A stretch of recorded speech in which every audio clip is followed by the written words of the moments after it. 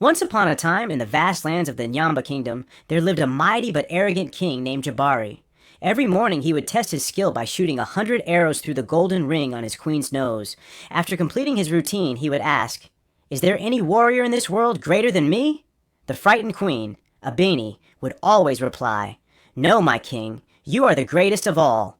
But deep inside she lived in fear, knowing that if the king missed even once, her life would end. One day, the queen's mother, an old wise woman from a distant village, came to visit her daughter. When she saw how thin and weak Abeni had become, she asked, "My child, what has happened to you? Are you ill? Are you being mistreated? Tell me the truth." The queen hesitated, but after much persuasion, she finally revealed the horror of her mornings. "Every day my king shoots arrows through my nose ring. If he makes even a small mistake, I will die. I live in constant fear, mother." The old woman shook her head and said, "Tomorrow, when he asks if there is anyone greater than him, tell him, 'Great warriors are many, inside the house and outside. Step outside, and you will see lions among men.'" The next morning, as the king performed his usual feat, he proudly asked, "Is there any warrior greater than me?" With newfound courage, Queen Abeni replied, "Yes, my king. Warriors are many, inside and outside. Step outside, and you will see lions among men." The king, taken aback, thought for a moment and then declared, "If that is true, I must see it for myself." He packed his best weapons, took some food, and set off on a journey to find warriors greater than himself. As King Jabari walked through the wilderness, he saw a one-eyed man lying under a baobab tree, gazing at the sky. Curious, the king asked, "What are you looking at?" The man, whose name was Mosi, replied, "I am watching the spirits dance in the sky. The gods are celebrating." The king looked up but saw nothing but the bright sun. "You can see the gods dancing?" Mosi laughed. "Yes, even with one eye. I see what others cannot."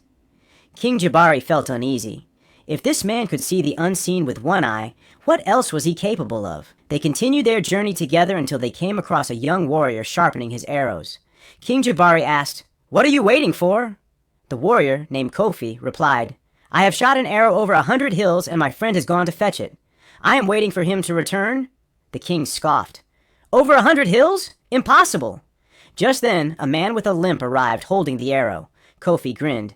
"See, my friend is fast. He crossed 100 hills and returned in no time." Jabari's confidence wavered. He only shot arrows through a nose ring, but these men could do things beyond his imagination. The group arrived at a kingdom where a princess's hand was promised to the man who could fetch the laughing palm fruit from the forbidden forest and return within 2 hours.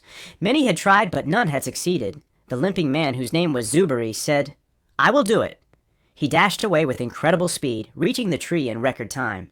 He picked the fruit and decided to rest for a moment, but soon a venomous snake slithered toward him, ready to strike.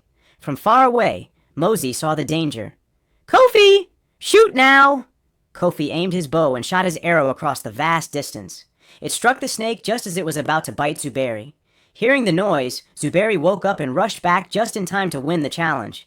The king had seen enough. He realized that true strength was not about pride, but about skill, wisdom, and teamwork. The princess married Zubari, and as for King Jabari, he returned home a changed man. Never again did he test his wife with arrows. Instead, he became a just and humble ruler. Lesson: true greatness is not in proving yourself superior, but in recognizing the strengths of others.